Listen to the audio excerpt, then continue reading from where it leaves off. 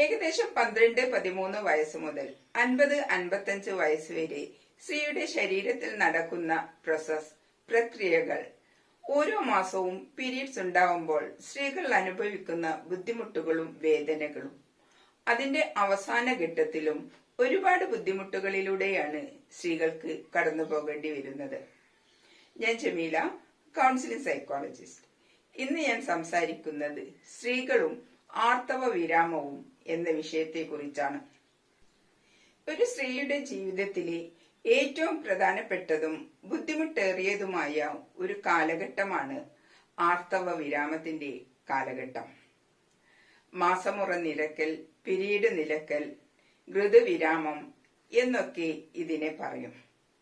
ഇംഗ്ലീഷിൽ ഇതിനെ മെനോപോസ് എന്നാണ് പറയുന്നത്. ഓവറിയിൽ ഉൽപ്പാദിപ്പിക്കപ്പെടുന്ന പ്രൊജസ്റ്റിസ്റ്റിറോൺ, ടെസ്റ്റോസ്റ്റെറോൺ, ഈസ്ട്രജൻ എന്നീ ഹോർമോണുകൾ കാര്യമായി കുറയുന്നതാണ് ഇതിന്റെ ആർത്തവ വിരാമത്തിന് കാരണമാകുന്നത്. ഒരു വർഷകാലത്തോളം പീരീഡ്സ് ഉണ്ടാവാതിരിക്കുന്നത് ആർത്തവ വിരാമത്തെ സൂചിപ്പിക്കും. സാധാരണഗതിയിൽ പീരീഡ് നിൽക്കുക, മാസമുറ നിൽക്കുക എന്നൊക്കെയാണ് മെനോപോസിന് പറയുന്നത്. എന്തെങ്കിലും അസുഖങ്ങൾ മൂലം ഗർഭപാത്രമോ ഓവറിയോ സർജറിയിലൂടെ നീക്കം ചെയ്യുമ്പോഴും മെനോപോസ് സംഭവിക്കുന്നു. കാരണം ഗർഭപാത്രവും ഓവറിയും നീക്കം ചെയ്യുന്നതിലൂടെ ഓവുലേഷൻ നിൽക്കുന്നു, അതായത് അണ്ടോൽപാദനം അവസാനിക്കുന്നു. സ്ത്രീ ഹോർമോണുകളായ ടെസ്റ്റോസ്റ്റെറോൺ, ഈസ്ട്രജൻ, പ്രൊജസ്റ്റിസ്റ്റിറോൺ എന്നീ ഹോർമോണുകൾ ശരീരത്തിൽ കുറയുന്നതോടെ ധാരാളം പ്രശ്നങ്ങളിലൂടെ സ്ത്രീകൾക്ക് കടന്നു പോകേണ്ടി വരുന്നു.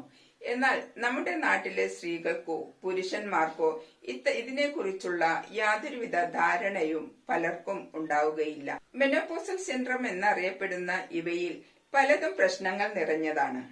ആർത്തവ വിരാമത്തോടെ സ്ത്രീകളിൽ വരുന്ന പല മാറ്റങ്ങളും ആങ്സൈറ്റി, ഡിപ്രഷൻ, ദഹന പ്രശ്നങ്ങൾ, ഇൻസോംനിയ, മൂഡ് സ്വിംഗ്, ലൈംഗികപരമായിട്ടുള്ള പ്രശ്നങ്ങൾ, ദഹന സംബന്ധമായ പ്രശ്നങ്ങൾ, രോഗപ്രതിരോധ പ്രശ്നങ്ങൾ, ഹൃദയ സംബന്ധമായ പ്രവർത്തനങ്ങൾ ഇവയെല്ലാം തന്നെ ആർത്തവ വിരാമം വളരെയധികം സ്വാധീനിക്കുന്നു. പങ്കാളിയുടെ പിന്തുണയും കുടുംബങ്ങളുടെ പിന്തുണയും ഏറ്റവും കൂടുതൽ ആവശ്യമായ ഘട്ടമാണ് ആർത്തവ വിരാമത്തിന്റെ സമയങ്ങളിൽ.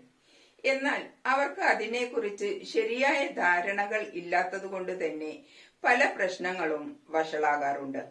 ഏകദേശം 48-നും 55 വയസ്സിനും ഇടയിലാണ് ആർത്തവ വിരാമം നടക്കുന്നത്. ഇതൊരു ആജീവനാന്ത അവസ്ഥയാണ്. കൗമാര കാലഘട്ടം മുതൽ തുടങ്ങുന്ന ആർത്തവം ഓരോ മാസവും ഒരു അണ്ഡം ഉൽപ്പാദിപ്പിക്കപ്പെടുകയും അത് പ്രജനനം നടക്കാതെ വരുമ്പോൾ ആർത്തവം വഴി, മാസമുറ വഴി അത് പുറന്തള്ളപ്പെടുകയും ചെയ്യുന്നു. ഈ അവസ്ഥ ഒരു സ്ത്രീയുടെ മധ്യവയസ്സ് വരെ തുടങ്ങുകയും അവസാനം ആർത്തവ വിരാമത്തോടെ അത് നിലയ്ക്കുകയും ചെയ്യുന്നു. ആർത്തവ വിരാമം മൂലം സ്ത്രീകളിൽ മാനസികവും ശാരീരികവുമായ പല പ്രശ്നങ്ങളും ഉണ്ടാകുന്നുണ്ട്. മൂഡ് സ്വിംഗ് ഉണ്ടാകുന്നു. സ്ട്രെസ്സും ഡിപ്രഷനിലൂടെയും സ്ത്രീകൾക്ക് കടന്നു പോകേണ്ടി വരുന്നു. പെട്ടെന്നുണ്ടാകുന്ന കോപം, വഴക്ക്, ഓർമ്മക്കുറവ്, ദേഷ്യം, സങ്കടം, പാർട്ട്നേഴ്സുമായിട്ടുള്ള പ്രശ്നങ്ങൾ, ലൈംഗിക താല്പര്യക്കുറവ്, ഓർമ്മക്കുറവ് എന്നിവയൊക്കെ മൂഡ് സ്വിംഗ് മൂലം ഉണ്ടാകുന്നുണ്ട്. മറ്റൊന്ന് ഹോട്ട് ഫ്ലാഷസ് ആണ്. ശരീരം മുഴുവൻ ആവി പറക്കുന്നത് പോലുള്ള ചൂടായിരിക്കും. AC-യിൽ ഇരുന്നാൽ പോലും ആ ചൂട് സഹിക്കാൻ പറ്റാത്ത ഒരവസ്ഥയുണ്ടാകും. ഇതുമൂലം തന്നെ വളരെയധികം പ്രശ്നങ്ങൾ ഉണ്ടാകുന്നു. ഉറക്കമില്ലായ്മയാണ്, ഇൻസോംനിയയാണ് മറ്റൊരു പ്രശ്നം.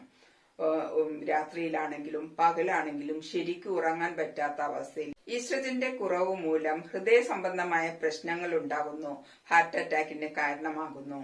മറ്റൊന്ന് എല്ലുകളുടെ ബലക്കുറവാണ്, തേയ്മാനം, പെട്ടെന്നുള്ള വീഴ്ചയിൽ എല്ലുകൾ പൊട്ടുക, ഇത്തരത്തിലുള്ള പ്രശ്നങ്ങൾ. ശരീരത്തിൽ ഈസ്ട്രജൻ കുറയുന്നത് മൂലം യോനി ചുരുങ്ങുകയും യോനിയുടെ കട്ടി കുറയുകയും ഇലാസ്തികതയും യോനിയിലെ നനവ് കുറയുകയും ചെയ്യുന്നത് മൂലം ലൈംഗികപരമായിട്ടുള്ള പ്രശ്നങ്ങൾ ഉണ്ടാകുന്നു. ആർത്തവവിരാമത്തോടുകൂടി തന്നെ വെയിറ്റ് ഗെയിൻ ഉണ്ടാകുന്നു, ശരീരത്തിലെ ഭാരം കൂടുന്നു. അതും വല്ലാത്തൊരു പ്രശ്നത്തിന്റെ. ഇൻസോംനിയ, ഉറക്കക്കുറവ്. ഉറക്കത്തിൽ വിയർത്തൊലിച്ച് എഴുന്നേൽക്കുകയും പിന്നീട് ഉറക്കം കിട്ടാതെ വരികയും ബുദ്ധിമുട്ട് അനുഭവിക്കുകയും ചെയ്യുന്ന ആർത്തവ വിരാമത്തിലെ ബുദ്ധിമുട്ടുകളെ നല്ല രീതിയിലുള്ള കെയറും പരിചരണവും സപ്പോർട്ടും കിട്ടിയെങ്കിൽ മാത്രമേ ഓരോ ദിവസവും നല്ല രീതിയിൽ മുന്നോട്ട് കൊണ്ടുപോകാൻ പറ്റും. ലോകമൊട്ടുക്കുമുള്ള സ്ത്രീകൾ നേരിടുന്ന മെനോപോസ് പ്രശ്നങ്ങളെ കണക്കാക്കി തന്നെയാണ് ലോകാരോഗ്യ സംഘടന ഒക്ടോബർ 18 ലോക ആർത്തവ വിരാമ ദിനമായി കൊണ്ടാടും.